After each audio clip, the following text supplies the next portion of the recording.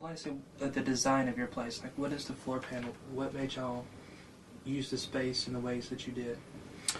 Well, we were sleeping in a 16-foot long tow-behind camper and thinking about what more do we need in the way of space. And we designed this place based off of that. We really designed it to be our winter quarters. As Lynn may have explained, we live outside as much as possible. Summer kitchen, outdoor shower.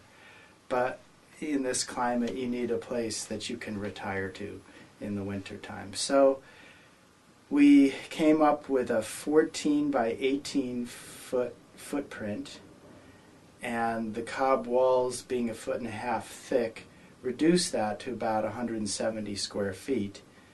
But then with the loft, we were able to pretty much double that. So our actual usable square footage is somewhere a little over 300 square feet.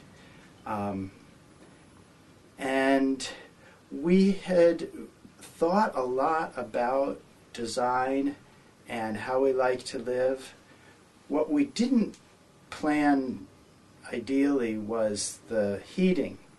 After we built the house, somebody said you should always design your house around your heating system instead of designing your heating system around your house. And we made that mistake.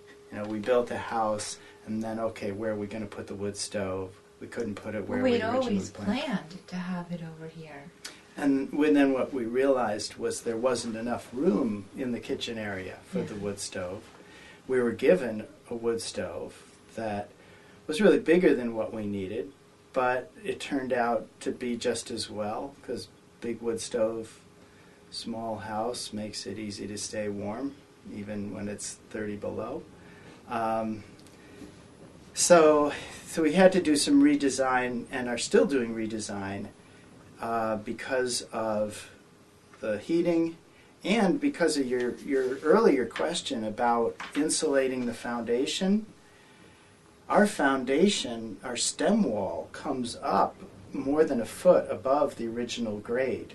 That's the limestone wall. And that's common when you're building with cob, because you don't want any chance that your cob's ever going to sit in water, because if it does, it'll dissolve. So you've got stone for the first foot or so of your wall. Stone's a terrible insulator. It's down there with concrete. Now on the north and west, we did double stone wall, and we did some fill in between, but we still found that that lower portion of the wall got really cold. And when an earth wall stays really cold, it'll stay damp because you'll have condensation on it. So that's another redesign, more of a structural redesign that we're working on.